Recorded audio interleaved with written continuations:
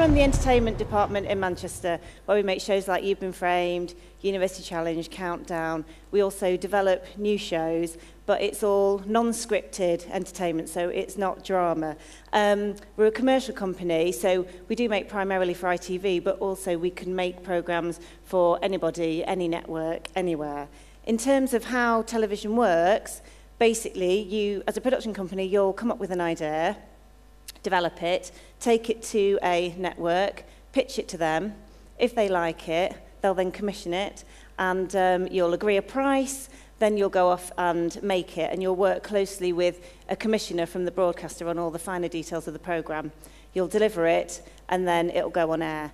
And basically that process can take anything from 6 weeks, if it's a really quick turnaround show, to up to 2 years, depending on the project.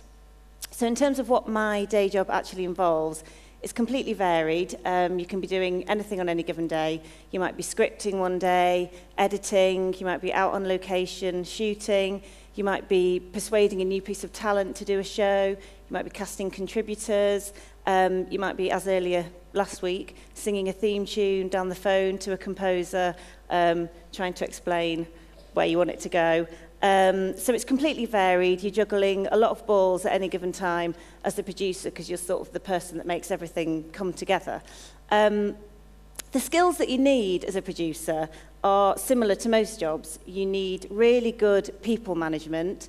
You want to get the best out of your team and the best out of your talent. Quite often you're working really long hours, especially if you're leading up to a studio day, and you want to make sure that you're going to get the best from them, and so you need really strong working relationships.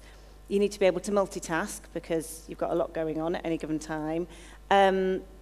Preparation and planning are really, really key.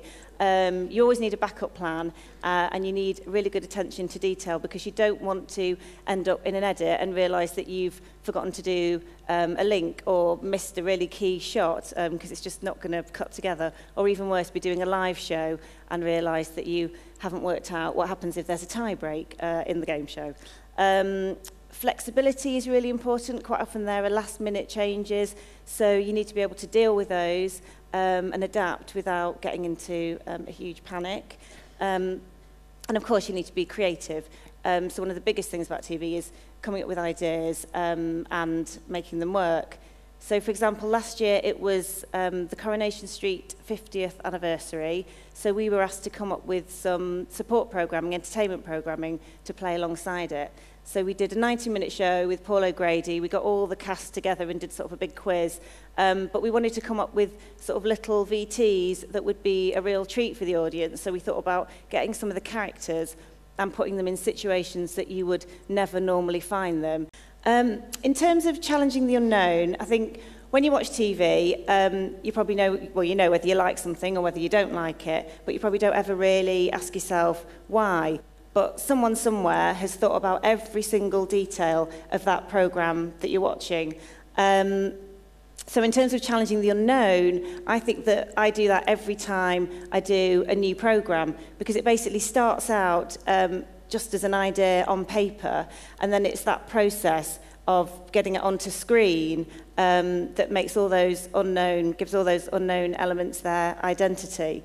You know, where to film it, who to present it, what's it going to look like, how's it going to start, how's it going to finish, how you're going to encourage everyone to come back to it every week. All those elements can radically change as the production progresses, and it's not always straightforward. So if you take a show like Who Wants to Be a Millionaire, that took 5 years to get on screen from when they had the initial idea. I think it was initially rejected, and then they just basically, the creators loved the format, they just kept working on it, kept honing it, went back, repitched it, and now I think it's in 106 countries around the world. You know, it's one of the most successful quiz shows, but it took a long time to get there, so you've got to persevere with it.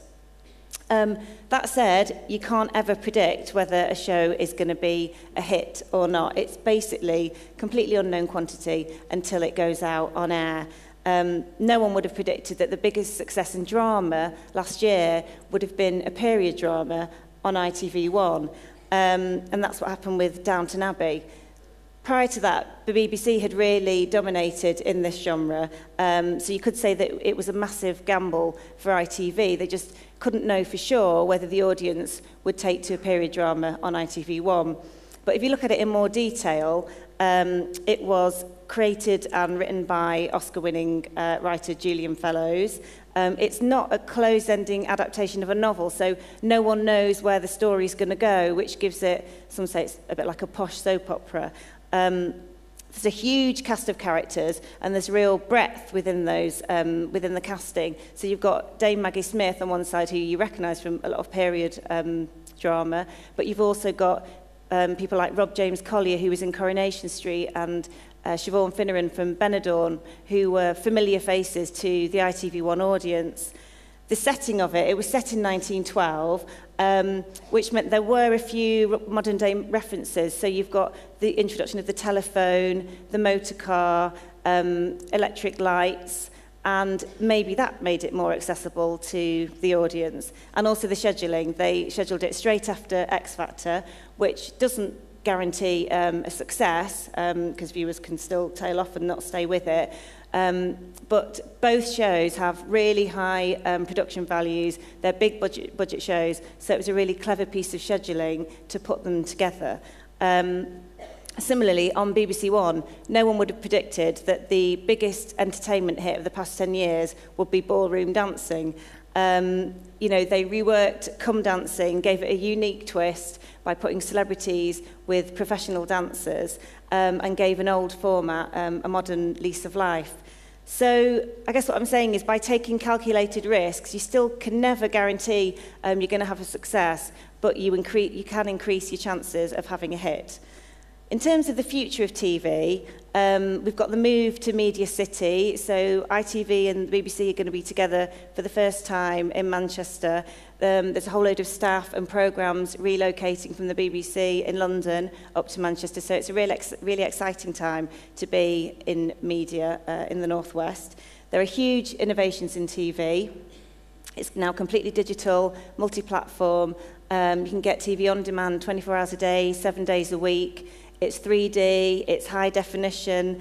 There's been some really big innovations in programming. You've got the £1 Million Drop on Channel 4, which is the first really interactive game show where viewers can actually play along live and be referenced to live. And you've got The Cube on ITV1, which use time slice technology. So they've got 104 stills cameras that sit around the cube, which give it that 360-degree vision, so you can stop any piece of the action and move and go around it. So it gives the game show a completely fresh and innovative look.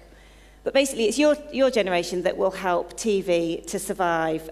You might well be TV execs of the future, and I'd recommend it because I think it's the best job in the world. But what new ideas would you come up with? Gaming is hugely popular with younger demographic, but it's a genre that hasn't really been cracked on TV. No one's done it successfully yet, but maybe one of you will have the big idea to make it work. So I'll leave you with that thought. Thank you.